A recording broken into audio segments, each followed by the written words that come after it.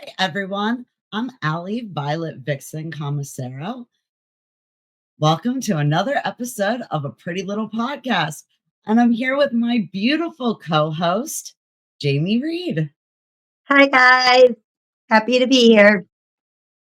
Tonight, we have Kevin from the duo behind the hard hitting sound of Poet the Band, known for their raw sound, haunting lyrics, and true DIY spirit, bringing high energy performances that will make you remember their name. Please welcome Kevin from Poet the Band. Hey guys, thank you for the great intro. I appreciate that. So let's jump right in. How did you guys come together as a band? That's a semi-long-winded story, but I'll try and keep it concise.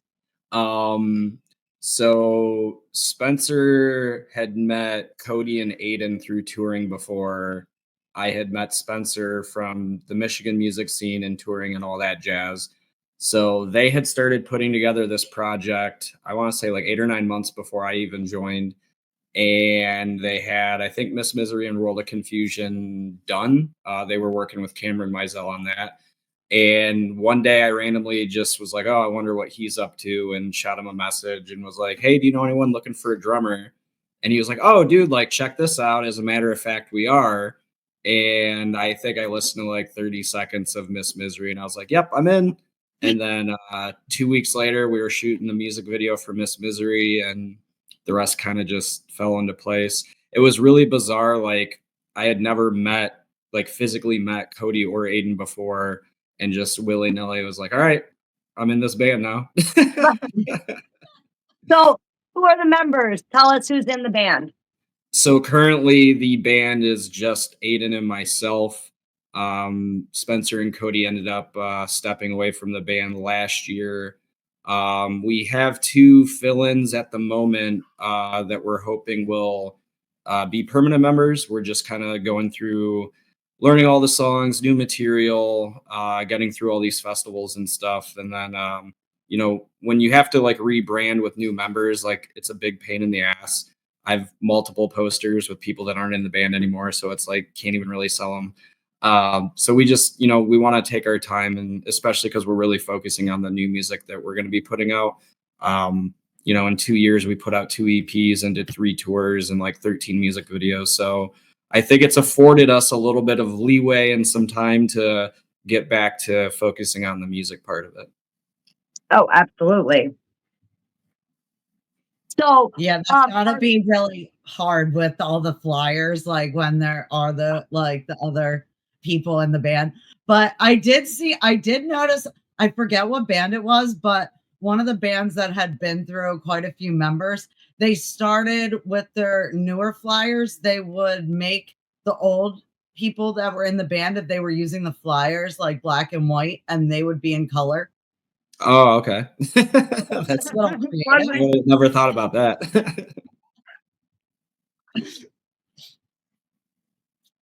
Did you want to jump in? Yeah. So describe your sound to us as though we've never heard it, because I'm going to tell you, I read, and I'm pretty sure it was on Facebook, I read it referred to as popcore, a combination of pop and metalcore. So I want to hear your thoughts on that. Yeah, I think we've dubbed the moniker pop metal as of late, just because it's really tough. Like, casual music fans, or actually even like the elitists rather, they want to like categorize everything like Norwegian black death metal and like popcore, octane core, and like all this shit. So many subgenres. Yeah, I think for us it's like we love heavy music, we like playing heavy music, but that doesn't necessarily mean that the product that we want to put out is always going to have to be like really, really heavy with like screams and all that shit. Like, Think of You is definitely not a metal song at all.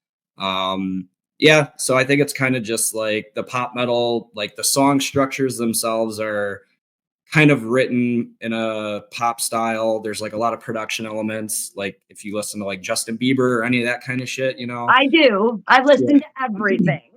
But like as a drummer, I like playing stuff that's not boring and there's more to it than just like verse, chorus, rinse, repeat. Like I like to add a little bit of dynamic to it. So, but like as far as like influences and stuff go, like we're huge fans of like Bad Omens, Motionless in White. I'm sure you can probably get some of those vibes from some of our songs, and Yeah. the newer stuff that we're working on is definitely leaning in the same direction. But we're just really trying to focus on writing the best songs possible. The first two songs, like I said, they wrote with Cameron Mizell, and then everything else we wrote on our own. We had no producer, no songwriters or anything like that. Which, you know, nowadays it's pretty common, and honestly, most musicians aren't the best songwriters. And I think we did a pretty good job, but we would like to get back in the studio with like a good producer to try and put out like the best possible songs that we can. Now, what song would you say currently that's out would best describe your sound right now? That's kind of a tough one just because like I feel like if you listen to like the whole second EP, there really isn't any screaming at all for the most part. So I think that might potentially lead people to think like, oh, these guys are just all clean vocals. And then if you go back to the first EP, like there's a lot of screaming, like World of Confusion and a couple of the other songs. So um yeah, I don't know. It's kind of tough. Like you could listen to a song like Sin Eater and be like, oh, that's like kind of an octane course sounding song. And then like Heart in Your Mind, it's kind of like some era of Bring Me the Horizon, I guess. Yeah, it's tough. Like we're not trying to write to necessarily fit a specific mold. It's more like, okay, what can we do to have this song give it the most justice, the best quality of song, and you know, get the point across that we're trying to get across. Now, can we talk about your songwriting process? Because that's pretty interesting that you guys like do it all on your own. Can you walk us through like a typical song and how you go about creating it? Yeah, so the band for the most part, Spencer and I were in Michigan, and then Aiden and Cody were in Tennessee. So we didn't have time to get in the basement and practice. So it was more like one of them would basically write a song musically, they would program drums, have synths, like all that shit. And then like we would go through and pick from like a list, be like, okay, this could be a good song.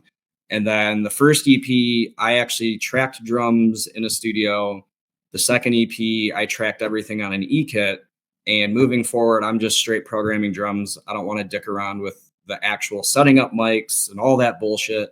With the way technology is, I don't really think it's necessarily needed. Now, if we have the ability to afford to go do it, like I'm all for it, but just being in a band is such a huge investment. Anything you can do to kind of like save a little bit of money, save a little bit of time, and you're still going to get like the best results. Like some of the VSTs they have for drums, it's like, as long as it's something written the way I want it, I really don't care that my custom SJC snare drum, that's not the sound.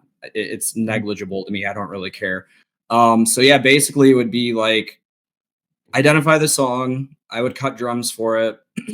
Aiden would do all the vocals for it. And then basically we would get in the studio together as a group to go through all the vocals with the harmonies and all that jazz. So like 80 to maybe 85% of the songs done prior to us actually going into a studio. And then that's where we would, you know, basically polish up the little parts that needed it and doing all the layers with the vocals, the screams, gang vocals, whispers, you know, that whole rigmarole. But it was weird because I had never been in an environment writing like that. And I didn't think it wasn't going to go really well, but it was just like, how could this be more efficient than like getting together? And I honestly don't even see any need to like dedicate the time. It's like if everybody holds themselves accountable, like it could be 2 a.m. and I could just not be tired. And I could be like, all right, I'm going to write drums for the song right now. Yeah, I think it kind of almost holds people to be more accountable. I had so many times where it was like, okay, this is our writing day. And then the guitar player would be like, I don't have anything. It's like, so I drove an hour here to write music and you don't have anything. What's the point? And not everybody has their creative processes go on at the same time, so that works. Yeah, exactly. Now, are some of you more into the pop, or are you guys all like a mixture of the metalcore? I mean, I would say I'd probably lean just like more into the metalcore, octane core stuff, just because that's generally what I like to listen to. But I mean, I took lessons. I was doing jazz, reggae, swing, got into metal, new metal, all sorts of crazy shit. I think Aiden's got a really acute like interest with, because he does listen to a lot of different stuff, to where he'll basically have an idea of how he wants a song to sound, feel, and with him being a vocalist and then us having no guitar players, it's like kind of difficult to get the pen to the paper and have the song written the way you want and the sound that you want when we don't have anybody at our disposal to write the stuff. So it has posed a little bit of a challenge, but yeah, I mean, all the new demos that we have sound really, really good, and I'm really excited. I really want to get something rolling. We do have 2 other songs that we still have to release, and that's kind of just pending a few things on our end. But whether we get to release the new songs this year or not is kind of up in the air. And I think we've, like I said earlier, kind of afforded the time to. We've got the festivals that we're doing. So there's going to be no shortage of like content and stuff like that. It's just the music release schedule and the video release schedule is the only thing that kind of took a hit with that.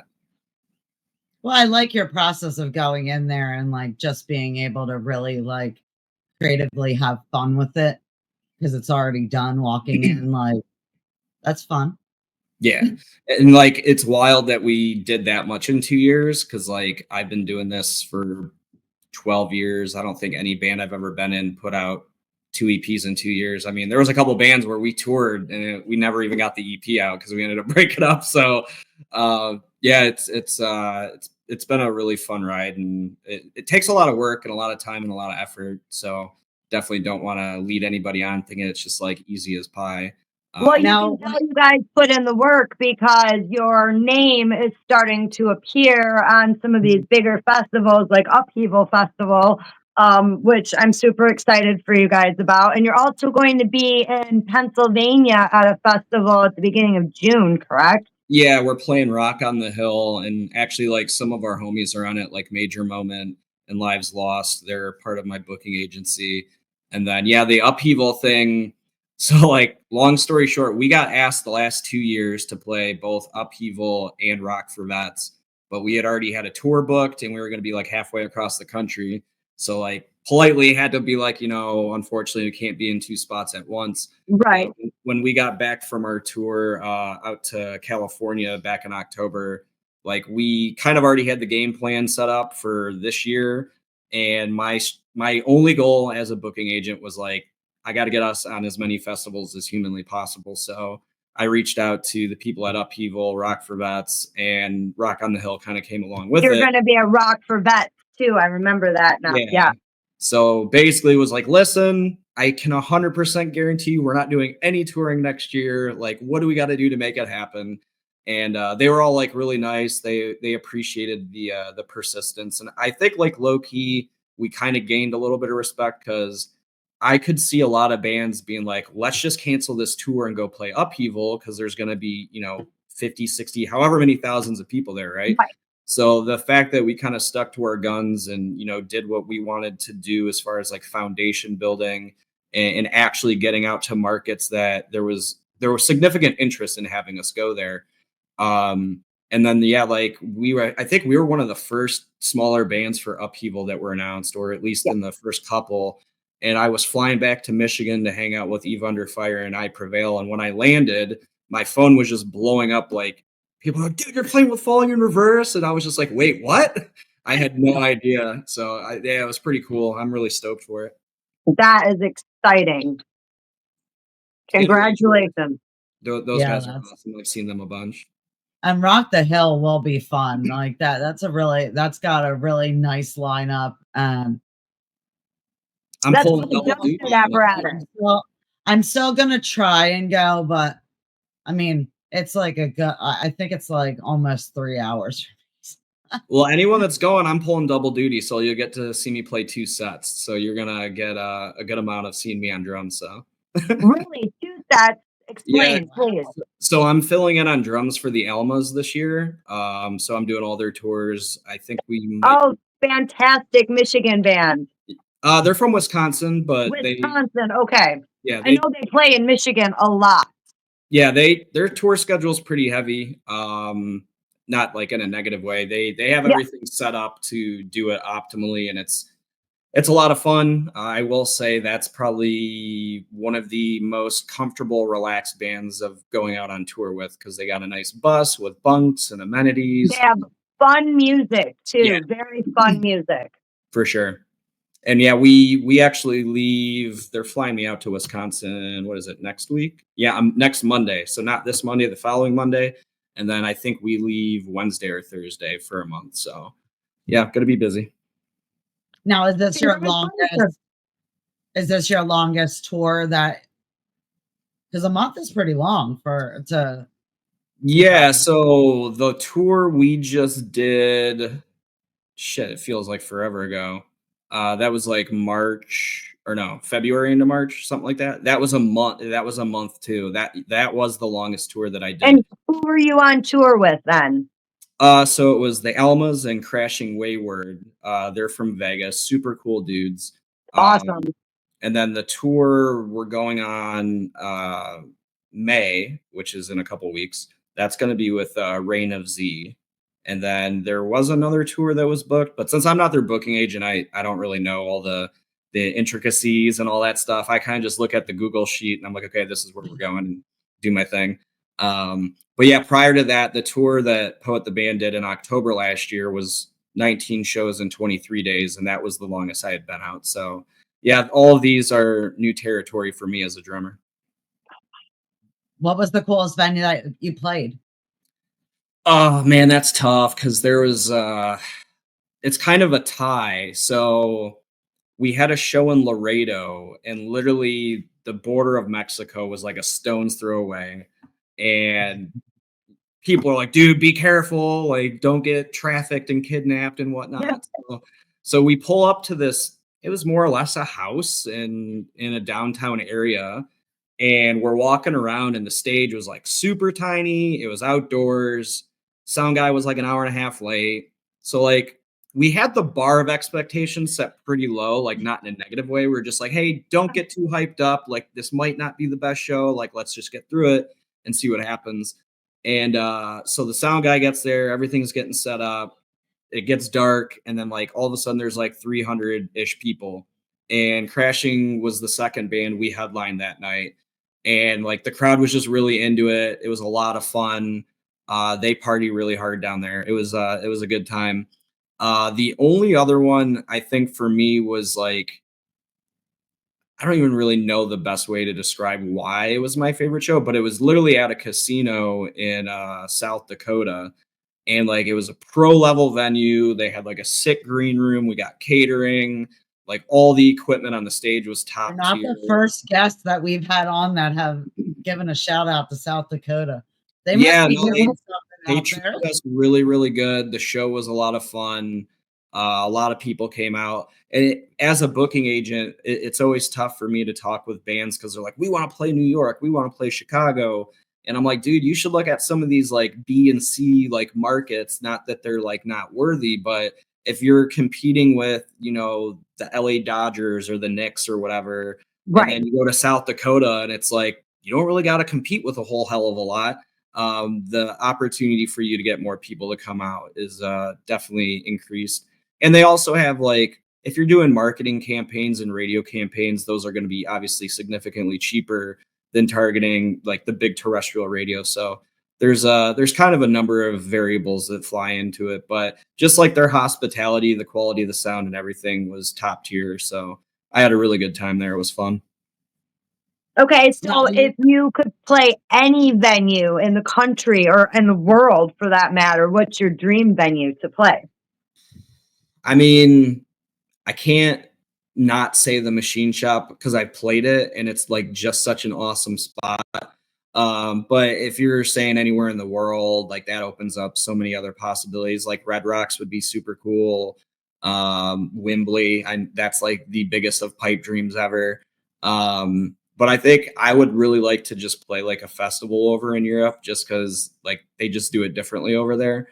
Yeah, the open air festivals. Yeah. Yeah, they have a whole ton of them. It's like in the States, we have, incarceration, all the Danny Wimmer stuff. And then, there's all these tours. And it's like, I feel like the vibe I get from over there, it's like, it's this thing. And people go absolutely wild, like 300,000 people. And it seems like it'd be a really good time. And it seems like they have a different appreciation for music. Not that people in the States don't, but I heard Germany. I get a different vibe. I guess that's the I best way heard to describe it. Germany really takes care of bands.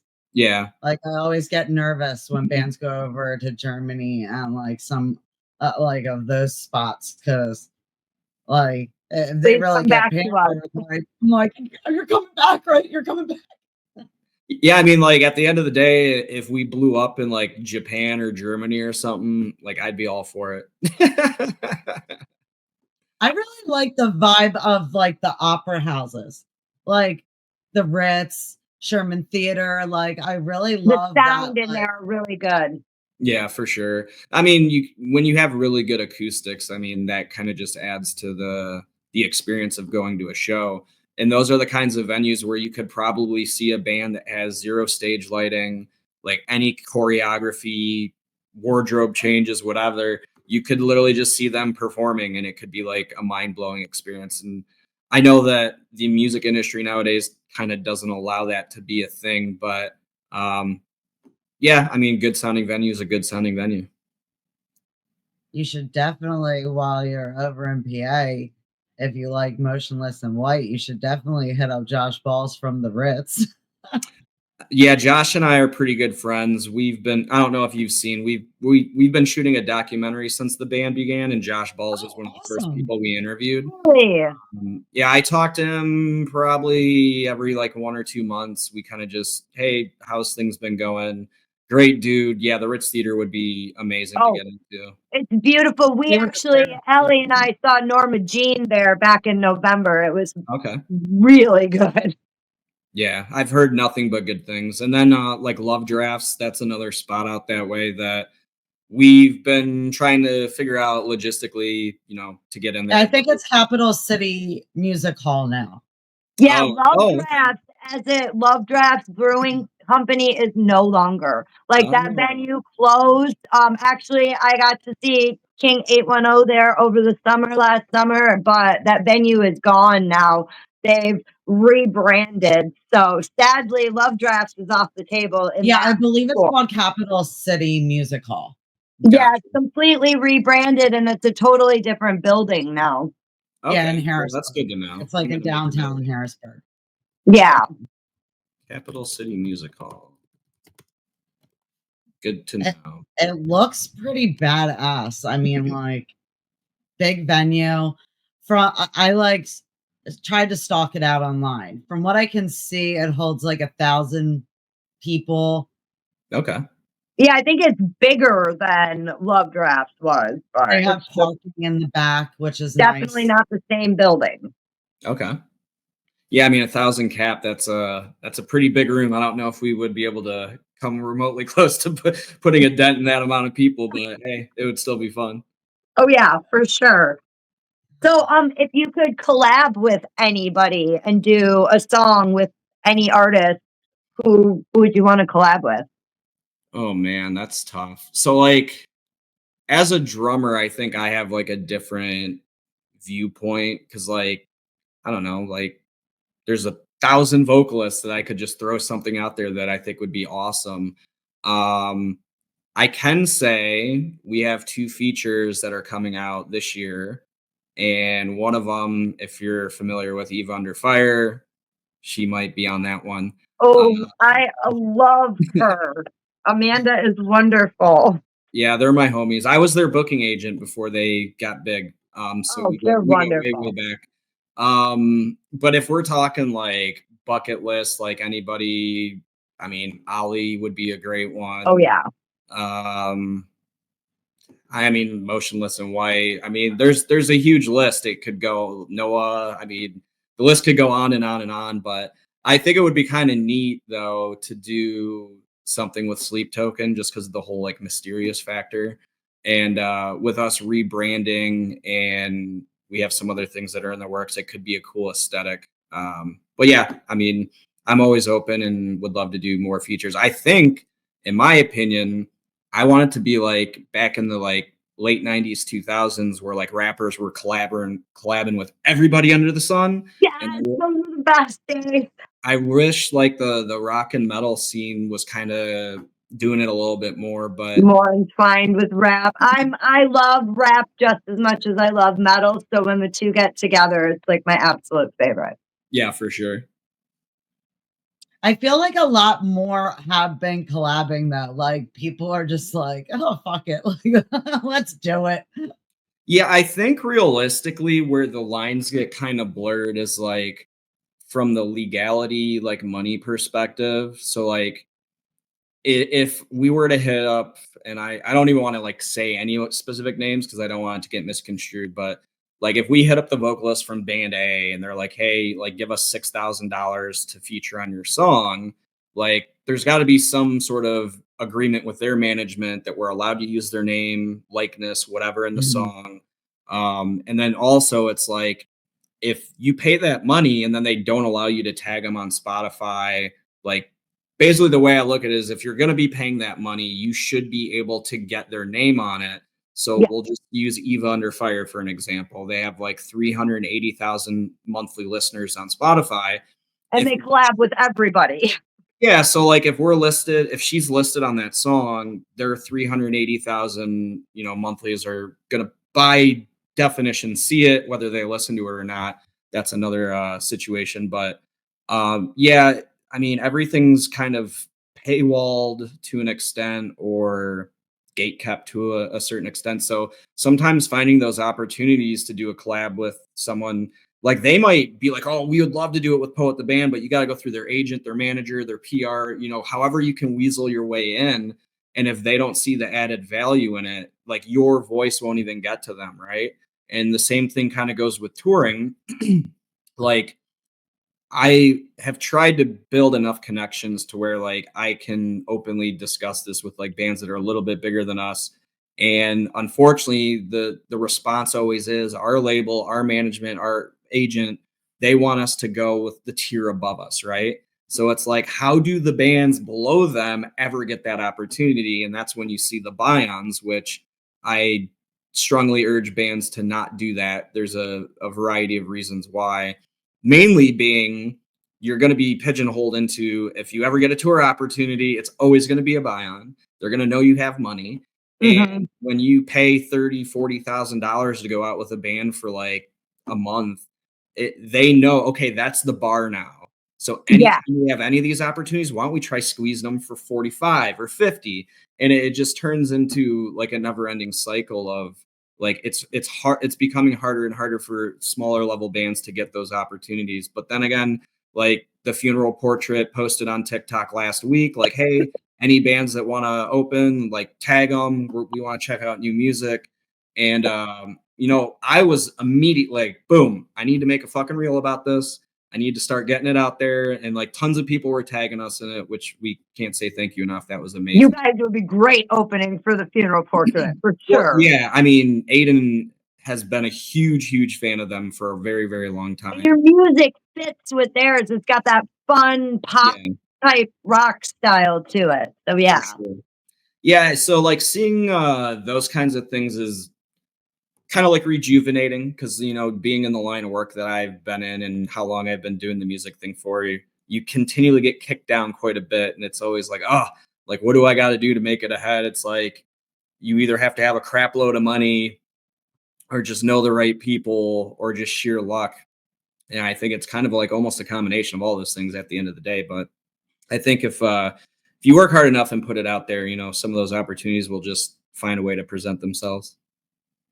Now, do you find it very helpful that you were a booking agent before doing this? So I guess to answer your question, I got into being a booking agent by total accident. It was because no one in the band wanted to do it. What I will say is over the years of doing it, it's been incredibly beneficial for any band I've been in, obviously. But it's also been a really, really good networking tool as well, just because like I'll consult with like 10, 15 bands a week to go over, their marketing strategy, their social media, um, schedule, like content posting, all that stuff. And you end up meeting people that are like, oh, like this is what I do for my day job. And, oh, I'm friends with so and so. And sometimes those connections work out, sometimes they don't. But yeah, I mean, I don't think we would have ever gotten the whiskey opportunity if I wasn't a booking agent. Like, just to be completely honest, dude added me on Facebook and I saw junior talent buyer at Whiskey a Go Go. And I was just like, well, let's see what's up. And then next thing you know, had a contract sent over and I was like, hey guys, looks like we got to book another tour this year because we're going to be playing at the Whiskey. And that was like a bucket list venue for everybody in the band. So Oh, for sure. when we got the opportunity, I was just like, well, we got to obviously take it. You know what I mean? And then it was like, shit, how do we get from Tennessee to California and back? So yeah, it was, sometimes, like I said, these things just happen and present themselves. Now, are you guys doing the bus thing and driving, or are you guys flying? So our current vehicle situation's kind of up in the air. Basically, what ended up happening is the one person who quit had the vehicle in the trailer. So we only had like a month to get a lot of stuff figured out, including the live rig as well. So basically, we had no vehicle, no live rig. We were absolutely totally screwed. So I had been working with this guy, potentially booking for this band out of Corpus Christi, Texas. And him and I were on a call and I was like telling him the situation. And he was like, hey, why don't you take out Indigo with you? And you guys can share the Sprinter van, you can share the live rig. It will be mutually beneficial for all parties. And I was just like, that's a hella good idea. So yeah, basically they hooked us up. They drove all the way from Corpus Christi to Tennessee to get us and then started the tour and then dropped us off and then drove all the way back. Obviously, we paid for their time and gas and everything, but we have a couple different options as far as, and that's part of the reason why we're not even bothering with touring at all this year as well. Like, I think everything kind of happened for a reason, not like in the way I would have liked, but like if we had already booked a whole ton of tours this year and then had no vehicle or ran into a situation where we didn't have a vehicle, that would have made it incredibly difficult. And I just got laid off from my job on Monday. So like I'm like, okay, it's probably good that we didn't add too much stuff to the schedule because things could get complicated really quickly. But now you got to blow up really big by tomorrow. Yeah, I guess so. So, Oh my gosh. Well, you've got 3 festivals basically in a row then, right? Yeah, so Rock on the Hills June, July is Upheaval, and and then Rock for Vets is August. And yeah, so like in between that time, I'm gonna be out with the Almas too. So like I know one of the tour dates, they're just straight up taking it off so we can go play that festival. And then I'm doing double duty for the one Rock on the Hill.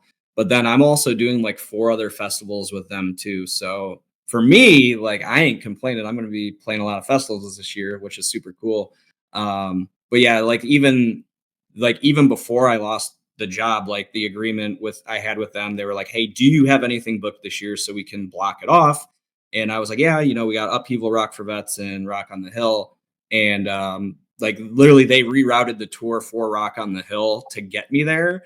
And then a band dropped off and they got added to it. And they were just like, hey, dude, so you're going to be playing twice for Rock on the Hill. I was like, shit, that's cool. that is so cool. I'm already going to be there. So, So, are those your only 3 shows for Poet the Band this year? we do have a show in Mississippi in November. I can't really give out any details. It's not going to be like a festival, but it's going to be like a pretty big event, from what I've been told. So yeah, aside from that, I mean, we might do like a 3 or 4 day thing to like get us there and back kind of thing. But at the very least, it's only like 10 hours from here. So if we go down there, do the show and drive back, it's not like the end of the world. Now, since you're playing the big festivals, can you give the fans anything to anticipate with Poet the Band? So we were really, really hoping to have at least 1 or 2 songs, new songs. Doesn't look like that's going to happen due to a bunch of like logistical things, but there's still a ton of people that have not seen us perform live. So you're going to get to see a really good show. Good high energy. You're not going to be disappointed. What song are you excited to get to play? That's a tough one. I mean, like Miss Misery always does really, really well. Chains As Above, I love closing with those. Those are always fun songs. I really wish we could bring World of Confusion back to our set list, but it doesn't look like with the time frame we have, we'll be able to do it. Especially with Aiden having to do singing and screaming. And I don't think with the current people that we have, we could do it effectively in the amount of time that we have. And then we would have to rework the whole the live session for like the front of the house and all that stuff. So, yeah, I mean, I think the set list as is, because we toured on it last year, went really, really well. And as I said, you know, there's a huge portion of people all across the country that still haven't heard it. So, it's proven. It's a proven set list. There's no lulls in it. It's a good time. And I'm just going to tell you, for Pennsylvania, I don't know how much you played over here. Like, the people are crazy now with the set list. Like, I would bring like 4 copies of your set list because people like collect them over here. Yeah, It's like that's a something Pennsylvania. I've noticed that I think is super cool. Like as a musician, when people are like, dude, can I get a set list? Can you sign it?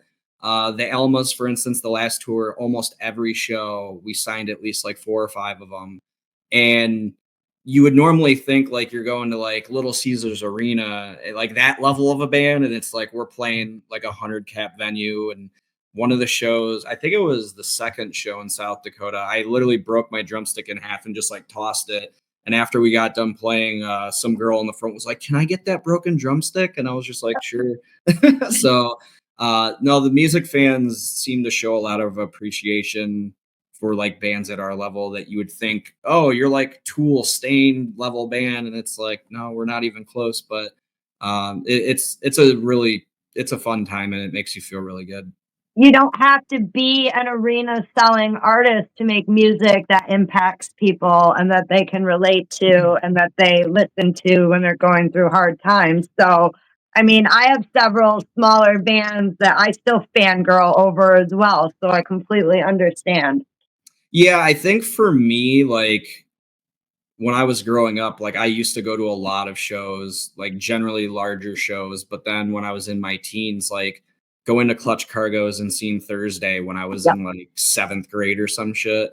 And then when you're on the other side of it and you're on the stage, and I've been doing it long enough, like there's tons of times you play for 2 or 3 people, whatever. It's gonna happen. Any band that tells you otherwise is just lying to you. But I think the impact part of it is what kind of helps keep it going. And for me with this band, since I do handle a majority of the social media, like comments, outreach, all that stuff, like we've had people not only just from the US, but we've had some people in Germany that are just like, hey, like I was going through this thing and I was really depressed, and like your guys' music like really meant a lot to me. That I haven't seen anything on like that scale. So like I really appreciate it. And I think that's one of the things that sets us apart from like a large majority of bands is that I would be very hard pressed to have you go through Facebook, Instagram, TikTok, any of the platforms and find a comment that I haven't replied to. And like every time somebody messages us, even if it's spam, people try to sell us. You deserve to be applauded for that because I we all know our producer's probably sitting behind like shaking his head like we all know like how much it goes into to do all the social media stuff. So anybody that really is putting in the work and staying on top of it, they deserve some respect. Well, and I think that's just like that's the way to kind of like build a organic foundation of fans nowadays. Like in the Mhm. MySpace days, it was a little bit different. And even like the early Facebook days, like there was just a different way of like navigating the landscape and talking to people and interacting with them. Whereas like now, like that one person that randomly messages you and it goes to your spam folder, and like if you don't check that periodically, like that person could come and see you 5 times and spend $400 or $500 in merch and tell all their Mhm. friends. It just really is. It's very important to us, not only as like a brand and a business, but like as people as well. And a great example of that is during COVID. I had alluded to you guys earlier. I've been doing internet radio for a long time. I randomly messaged Matt Griner from August Burns Red on Instagram. Was like, "Hey, dude, like I know your tour got canceled. Any chance you would want to come on our podcast or whatever, and just kind of bullshit with us?" And he was like, "Dude, I'm totally down." And like Oh, for wow. me, as a drummer, like I've idolized him for a long time, even though I'm older than him, which is kind of weird. But like that made my day. It actually made my like month, year, whatever. So I kind of just looked at it as like that was super cool. He didn't have to do it, but it made a very big impact on me, obviously. Right.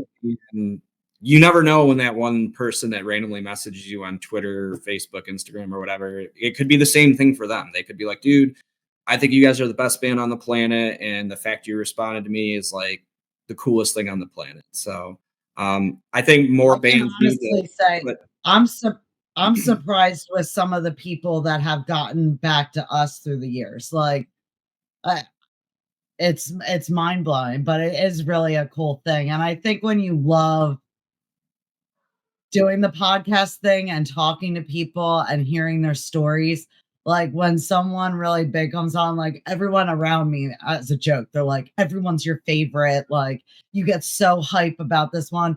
Like, I love music, and we're dealing with all the genres. So, Yeah, I have a favorite in every genre, like, come on. So, yeah, like, I think that's part of it, being excited and just enjoying the ride. for sure. And the other mind-blowing like end of the spectrum, like as a booking agent, like there's so many times where I have to find locals for the shows, whether it's my band or any other band.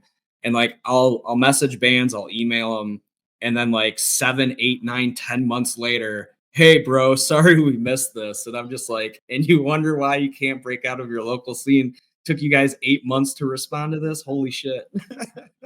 Right. I'm gonna be honest, I was one of them, like, I didn't realize that there was a spam folder on Instagram for, like, 5 years, and I'm gonna throw it out because I dropped the ball, I really, really did. There was this band, Telltale, and I saw them, I love them, I wrote them, and I was kinda, like, feeling some sort of way, I'm like, "Why didn't they write me back?" Like, they were really nice when I talked to them, like, we had a really nice conversation, like, I really like I really enjoyed their show.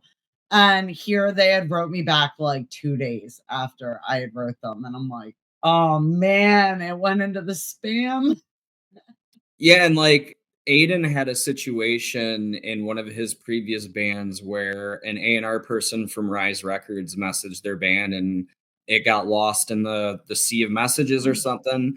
And like I'm not saying that would have turned into something for them, but you honestly never know. Like that one random person that messaged you, they could be well connected and you wouldn't even know. Like Right. sometimes these people aren't going to lead with it and be like, "Oh, I'm the VP of blah blah blah blah blah." They're just going to be like, "Hey, dude, I really like your music." And I think nowadays more than ever, it's very important to be a humble person first and foremost. But secondly, like you've Josh Ball said it perfectly in the interview we did with him. We're basically t-shirt salesmen, and like any sales, it's like be respectful, be nice, be available. And yeah, like we roll into venues with $50,000 worth of gear for $200. I mean, that's the grind. Mhm. So, do you think there would be any way that, like, Josh would ever hop on stage with you guys? I feel like we should put that in the universe. That I would be fun. mean, I don't see why he wouldn't. I mean, Manifesting. he got to go on stage with Motionless in White a couple months back, and he was That was telling me how cool it was. He's like he's like, man, it made me miss it even more. And he's like, then I realized like how out of shape and shit. So it was really funny. But yeah, I mean, like he's been a very big supporter of us since the very beginning. He's taught me a whole hell of a lot of like just like different things. Like I struggled really big with the festivals, like up until, the last year for the most part. And he's been around, he's done a lot of this shit. And he's like, try this, be this, see what happens. And Oh, he was kind of the one though to reaffirm the, hey, like this is the industry standard kind of stuff, like the buy on and like doing favors and all that stuff. So yeah, no, he's a wealth of information. I think he's still reigning pretty high on our top episodes. I mean, I believe it. I mean, he's an entrepreneur. people they want to hear what he has to say. Yeah. Yeah, I mean, like when we interviewed him for the documentary, he went into his entire history, like childhood, and just sitting there listening to all that. Like I had never met the guy, and like we're literally sitting here, and he's talking about, when he was 7 years old, this thing happened or whatever. And just a well spoken individual, very like he's funny and jokes around, but like he carries himself in a certain way that it I don't want to say commands respect, but like you got to respect him. He has his own root beer company. He's got a venue. He's got a studio. He's got a part. He's got all these different his ice cream parlor. Yeah. Strange and unusual. That's one of my favorite places. Yeah. Yeah. He's a very, very good dude for sure. Yeah, that would be really fun. I mean, all I gotta do is text him and be like, "Hey, bro, we'll send you the track." Hey, I think that we should get all of our viewers that if you're watching and listen to Poet the Band, Weightless is a really good song, by the way. Listen to them. If you like them, you should definitely go under Josh Ball's page or the Ritz Theater. It can be either or because he'll see it. And I think you should comment Poet the Band right underneath. Let Josh see it.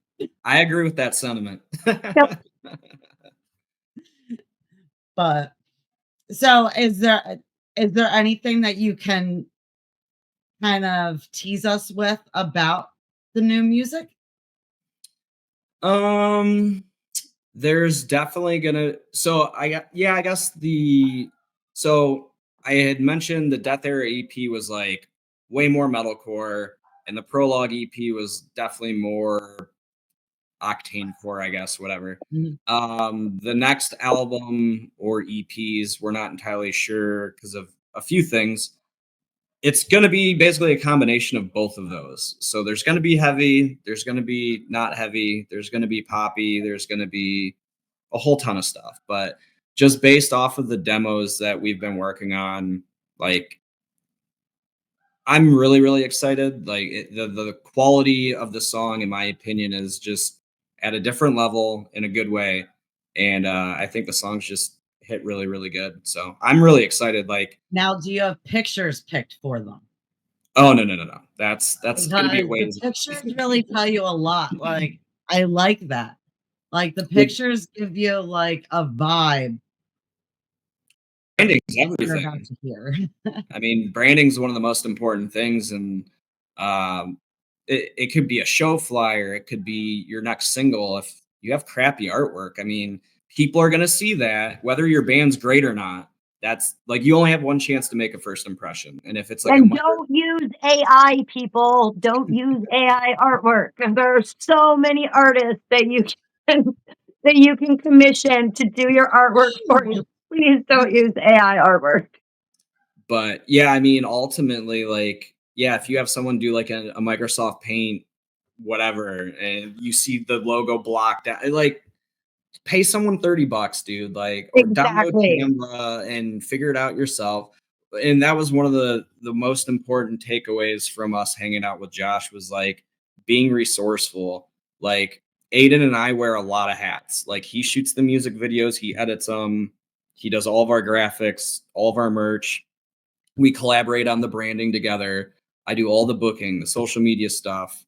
And, now we're having to learn how to do the production element because we don't have that person in the band currently. So all of these things, if you go and pay someone to do it, obviously it's money out of your pocket. But like the 10 years I've spent booking, now I'm getting opportunities I could have never imagined. So it's just like if you work at something hard enough, like the years of experience that you get at it could end up being more worth it than you would have thought. And you know, with the way the economy is, it's like any time you can pinch a few pennies here and there, you know, as long as it doesn't sacrifice the quality of the product, that's got to be like obviously the most important thing. Exactly. Exactly. And there's, like I said, so many independent artists out there that you can collab with on things like that that would be more than willing to sell you a photograph or draw you something before you use any kind of AI or anything like that. Right. Yeah, supporting the community is really important. I mean, like that's probably one of the main reasons why like I enjoy doing the booking, because like for so long, like I couldn't get a response from tons and tons of venues, right? And over the course of time, like you just kind of learn, okay, what works, what doesn't work. And ultimately at the end of the day, like having the agency part in the email was like a huge game changer. But a lot of stuff is kind of gate kept unless you build that connection. And a lot of that stuff's not inherently taught. So like for me, I know what it's like being in a band and wanting to go out on the road and then just like not getting anywhere. So I'm like, at the very least, like if you're a band, if this is just like a bucket list thing and like I can help you accomplish that, like for me, that's a win. But I was actually having this conversation the other day with a band. They're like, dude, like you're so transparent and open about everything you do. Like, why? And I was like, because I grew up in a time where everything wasn't. And I think it's a very defeatist way of like building the music scene. So like for instance, if I give every band the sauce of like what Poet does, this is how the sausage is made, and then your band does it and gets successful, and then this band does it and gets successful, that means more people are coming to shows, more people are buying merch, more people are streaming or buying your CDs, whatever. And then that means it will work out in my band's favor. It will work out in your band's favor. And it's like Win-win. if everything's better, like why hold that back? Instead, it's like, well, my band's successful for this, and I don't want anyone to know because like I only want it Trade for secret. Yeah. and it's like, well, I think the problem is a lot of people don't want other people to succeed now. That's Like I the was problem. just having this discussion with someone else. Like, I don't understand that because my personality, even if I don't like you, like I still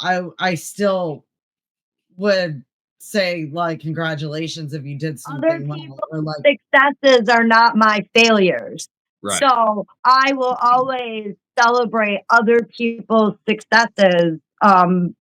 But there's a lot of jealousy in this industry and a lot of I want what you have. So a lot of people get into that mind frame where they're like, I'm going to keep my trade secrets. I don't operate that way, but a lot of people do. For sure. And like I've even had it where like I literally tell a band, okay, this is what your marketing, your posting schedule needs to be. Like literally go through my band's TikTok, copy everything. Just you Mhm. can literally shoot your reels and everything the same way. Like you can post it the same way. It's just obviously you're not posting my band. If you do Right. it the same exact way, I guarantee you'll and see you mess it results. up. And then like none of these bands even end up doing it. And I'm like, dude, I literally gave you, because they'll go, man, we love what Poet's doing. We want to do the same thing. And I go, this is Exactly all what we I'm did. doing. This is all we did. There's no spending money on like buying or botting, getting on playlists, like any of that shit. It's all organic. And I go, at the very least, you're not going to hurt from doing it this way. And Right. like I literally had a band go, well, don't you think we're going to annoy people? And I go, find me one band in history where someone has said, I don't like them. They post too I'm much. so I don't happy like them. you just They said that. care too much.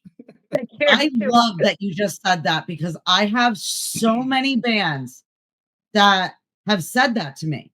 They're like, we don't want to annoy people. Like, if we're constantly posting, like, and I'm like, when has that ever been a bad thing to see Right. like someone too much? I mean, I know where it I comes say from. over here all the time. It comes from people that are in bands that like their family and friends support them, which is cool, but like that's not your target audience. That's not like if you're going and playing in LA, is your whole family and friends going to come out to LA from Michigan? Right.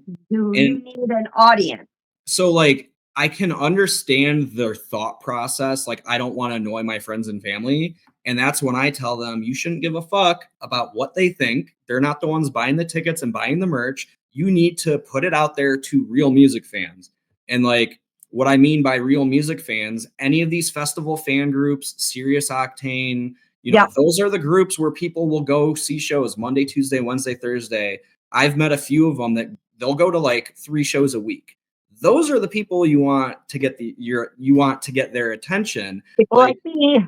Yeah, exactly. Like the buddies you went to middle school and high school with, like they shouldn't even be on your radar. That shouldn't even be something that matters to you. Right. And the reason they're annoyed with you is because they're jealous of you. Yeah, that's definitely a high probability. Like I've noticed, just like over the last couple tours that I did, like all these people that I went to high school with, they never ever commented on anything, never hit me up like, "Oh, dude, you're killing it, man. I'm so proud of you." And then like literally over the last like I don't know 8 or 9 months, like it's gradually, "Oh, dude, like next time you're around, I'm totally gonna come see you. Like get me backstage." I'm like, "We don't have backstage, bro. We're not Kiss, dude." And then lo and behold, like I'm in their town and I'm like, "Hey, you guys coming out to the show tonight?" And then it's crickets. So yeah, people just need to get out of that mindset and worry about real fans, not like the dude I went to high school with, the dude I went to college with, my cousins, my aunts, my uncles. Like you should love your friends and family, but like the band is a business and the business is music fans, not your friends and family. Right. And your friends and family should support you as you're growing your business. So they should be okay with seeing several posts from you. And if they don't, it's whatever. I It mean, is. you shouldn't I like expect my inner circle, like they don't have to like watch the whole post, but they better like it and comment because they need to add to the algorithm. well, and when bands come at me with that, I'm like, you do realize whenever you post, like maybe 10% of your friends, family, whatever might see that. And I'm like, you're posting once a week. You have no excuse to sit there and tell me you're gonna annoy your friends and family when you make one post a week. Like, Right. Nobody's even seeing it. Yeah. yeah, post 5 to 6 times a day, and then if somebody says that, I'll concede a little bit. But I our strongest streaming numbers, pre-sale tickets, merch, everything was when we were posting 3 to 5 reels a day.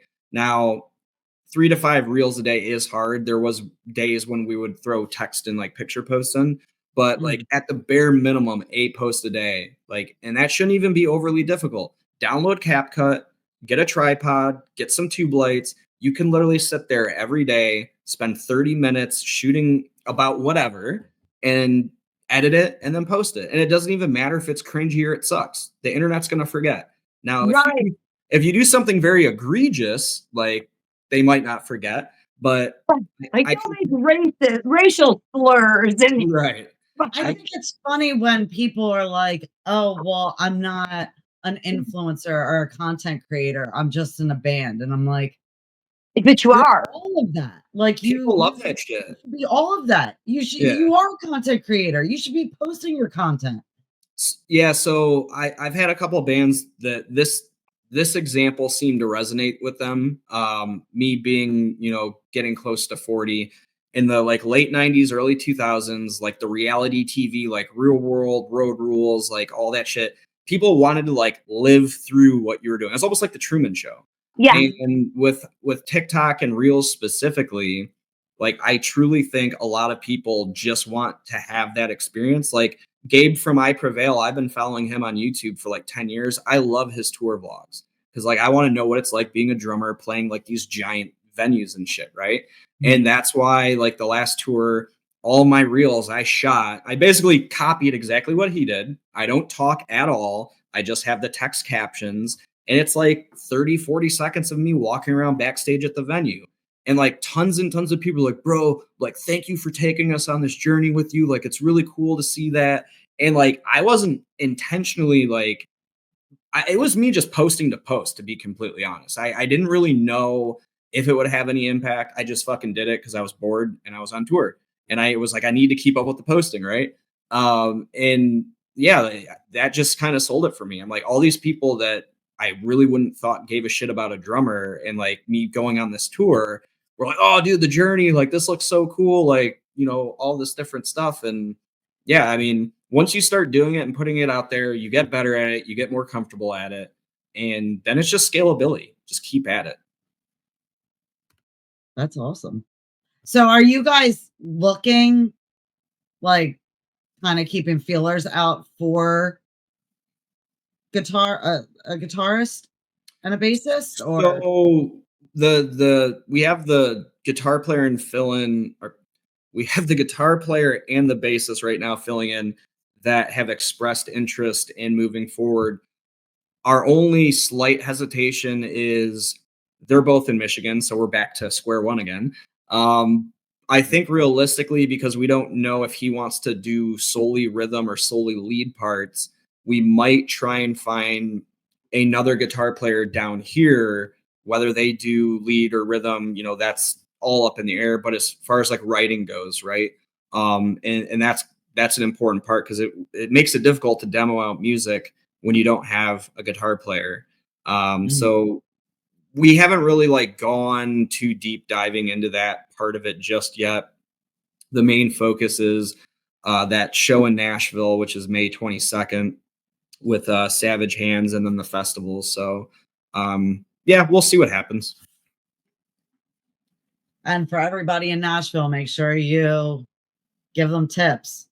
It really sucks because I'm actually going to be on tour, so I'm not going to be playing that show. But my buddy Cadence, he lives in Nashville. He's going to be filling in for me. So at the end of the day, go and support Cadence and the rest of the band in my absence. But fortunately, hopefully, that's obviously not going to be something that happens very often. Well, you guys have a lot. I mean, even though you've like pulled back from doing like a ton of shows, I mean, you guys have a pretty nice lineup of shows that you are playing. Yeah, I would say so. I mean, the lineup for all these festivals, in my opinion, they're really strong. I really like the fact that I think there needs to be kind of a resurgence of, well, maybe resurgence isn't the right word, but kind of like straying away from these legacy acts that it's the same festivals over and over and over, and like giving an opportunity to some of maybe not younger, but just like newer bands. But like Spirit Box, I think they're all my age. Like they're not young. Eve Under Fire, you know what I mean? But there needs to be this push to get different bands, like newer up and coming headliners. Right, like Archers, the Funeral Portrait, stuff like that. They should be elevated to bigger and better time slots. Yeah. Eve Under Fire is another band that I just fell in love with their videos that they post and how they are with kids. How Amanda, is that her name? Yeah. How she is with kids that come out to her show. She's got a stage presence. Yeah, I mean, So the biggest struggle I had when I was their booking agent, because they weren't remotely close to where they're at now, but they were like begging me, hey, can you find us more all ages shows? And it was really, really difficult because they were kind of like they were in between like the bar, like small club level, right? And like most bars are going to be like, no, like we don't want anyone, under 18. Right. Or it would be like, they would do something where it could be like 16 with a guardian or something like that. And that was one of the things, like Amanda was like, dude, like, I really need you to try and find us these opportunities for exactly what you said. And I think it's kind of like almost like an empowerment thing. Like the next generation of people growing up, like are looking at her, maybe how she looked at Lizzie Hale or Pink or, whatever. And I'll be completely honest, I didn't understand why they were pushing so hard for the all ages thing until we did our very first show in Michigan with Archers, and it was at an all ages venue. And we were there for load-in, and there was already a line of kids wrapped around the building. And I was like, shit, this takes me back to when I was in high school. They still do this. So that kind of for me was I don't know if I was clouded or just not thinking, but I was like, yeah, we really need to start like really trying to push for all ages shows more because like the I feel bad for kids growing up now. It's like everything's social media. Like when I was growing up, it was riding bikes, skinning your knees. Like you could go anywhere and just do whatever. And like there's not as many outlets for them to like go see music without it being, something stupid at Comerica Park or, Little Caesars Arena Yep. because they're not going to be able to go to the Crowfoot more often than not, or Right. insert Or they can't get into the machine shop. That's 18 and up. exactly. Yeah. Yeah, I think that that's a really like, I mean, that totally caught. And honestly, I had seen the little girl's response before I even saw the video with Amanda and her. And like the little girl's response was just like, she's like, I love her. And like, it was so cute. And ever since then, like, I was like, you know what? Like, bands that are kind of like playing for the younger generation too, like Right. that's important. Oh, 100%. I mean, like I said, I had memories. I think the first show my parents ever took me to was Soundgarden. I think I was 5. So I don't it was at a huge, huge, huge venue. But then when I got into high school and like my brother had his driver's license and yeah, I think I was in like 7th or 8th grade. And he took me to see like Thursday. Who else was on that bill? I can't even remember. But I remember that was the first time I ever was in a mosh pit. And like literally I was at the far right side of the venue. And then like 30 seconds later, I was on the far left side of the venue. And it was just absolutely insane. And then like the Warp Tour days and like Ozfest, like yeah, it's really important to be able to have in a safe environment first and foremost, but have them have the ability to go and see what live music is about. Like so my wife, like, she was kind of like terrified of like the whole festival thing. She doesn't like being around tons and tons of people. We went to Sick New World last year, or was it the year before? Um, and she like had a blast. Like a majority of the lineup were bands I wanted to see. But yeah, like it's special. It's fun. Obviously there's instances where like Blue Ridge, that was a total shit show. Yeah. But more often than not, it usually is a really good fun time. Mhm. Is your adrenaline like pumping like crazy before getting up there? I mean, dude, I'd be so nervous in front of all those fans. So, I mean, yeah, the adrenaline's always pumping. I will say sometimes it's almost easier to play for a giant crowd rather than like not a bigger crowd because it's almost like you're like there's less eyes, like Yeah. you're almost competing for attention or like wanting to avoid fucking up to get all the attention. But I kind of like always get really nervous every show if I've never played there. But then like 5 seconds into the first song, it's out the window. So yeah, I don't know. Like I could imagine if like I was playing like Madison Square Garden or something, like I'm gonna be super amped and then I'll probably be like, oh, I'm probably gonna shit my pants. And then like 30 seconds into it, I'll probably be fine. Okay, for the fans that are going to be at the festivals, is Poet the band the kind of guys that are in the pit and watching the show and out there? Or are you guys at the merch table talking with fans? Where can they go to find you? So we kind of do all of that. I tend to avoid the pits and stuff nowadays because I can't really afford to get hurt. Especially being a drummer, my hands and my legs are pretty important. And honestly, after Blue Ridge, when I played there in 2021, and I was crowd surfing during Lamb of God, and somebody dropped me, and I was like literally this close to probably breaking my neck. Like I got very lucky. I threw my hands down at the last second. And after that, I was like, yeah, I got to be more careful because like I can't afford to not perform. But basically, whenever we're playing shows or at festivals, there's always one of us at the merch table. More importantly, after we get done playing, we try to have the whole band there to like sign autographs, take pictures and stuff. But generally speaking, throughout the show, Aiden and myself always make it a point to get footage of every band that's playing. We'll usually post a reel tagging them in it. And we've noticed that once you start doing that, other bands start doing it. It kind of snowballs, which is a good thing.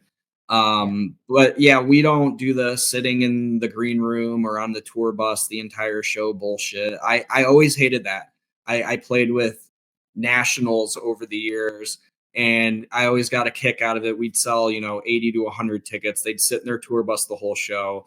They'd get done playing. Like, oh, thanks for, supporting and coming and checking us out. And I'm like, dude, I opened for you. Weren't you watching? Right. I look at it as a very big sign of disrespect. So yeah, we are always available to engage with bands and fans alike. Another band told us, they're like, Poet's a band's band. Like, we're friends with a lot of bands. I don't think it's a bad thing, but like, we're always very, approachable. We always find ways to make friends with everybody. We're not assholes. We just like to have a good time. So we're starting a new thing with Jamie since she goes to all the different festivals. So if you guys spot her going across the crowd or in the crowd, you got to get Aiden to say something like, "Found Waldo." Okay. Because I am the crowd surfing queen, and I'm planning on trying to catch you guys at Rock for Vets this year because sadly I'll be at incarceration with American Mosh Pit, so I won't make it to Upheaval this year. And I'm going to be in upstate New York when you're in Pennsylvania, so I won't be anywhere near you. But I'm going to definitely try to make it to Rock for Vets. So if you see me. Oh, we'll definitely keep an eye out for you for sure. Yeah, and now I'll reach out to Brandon and see about Rock the Hill, because he definitely have reached out to me before, and I totally forgot all about it. But I mean, it's a pretty awesome lineup. Major Oh, Moon, yeah, Lives really is. Lost, Until I Wake. I mean, Oh, there's yeah. there's a lot of bands that are kind of on the cusp of I could see a lot of potential in them being the next whoever on the radio. You know what I mean? There's a lot of talent there, and it's wide variety. Oh yeah, for sure. Everything from the octane core to metalcore and Yep. everything in between, which is always good as a musician. I used to go to the machine shop, and it would be 4 hours of all the openers trying to sound like the headliner. Yeah. And, even though I love heavy music, it's can I get a break for 30 minutes? Throw a hard rock band in or something. It was just It's a little something different. Yeah, exactly. Well, that's so exciting. You have so much fun stuff coming up. Yes, thank you for coming on with us. Well, thank you for having me. I do apologize that Aiden wasn't able to be a part of it because he's the other dynamic of the band, and I think would have added some really cool conjecture to the conversation. Well, maybe after festival season wraps up, if you both have a little bit of extra time, you can come back on with us and we'll chat with both of you. Of course, yeah, we're totally down. And we hope that Aiden feels better soon. I'll text him and let him know that you guys said that. Yes. Thank you very much. It's been fun. Thank you. I appreciate it. Thank you so much for taking the time. Anytime. See you guys. Bye. Oh, he was so nice. Yes, that was great. I really enjoyed talking to them, and I'm really, really going to try and catch them at Rock for Vets this year because that's for a good cause anyway, Rock for Vets, obviously. So, and we got to remember to tell every band that is playing a festival to shout you out, and we'll see how many shout how many do. Yes. Yep. Well, always a blast. Thanks everyone for tuning in. Please make sure that you go under, like, comment, and of course, subscribe. Thanks, everyone. Love you.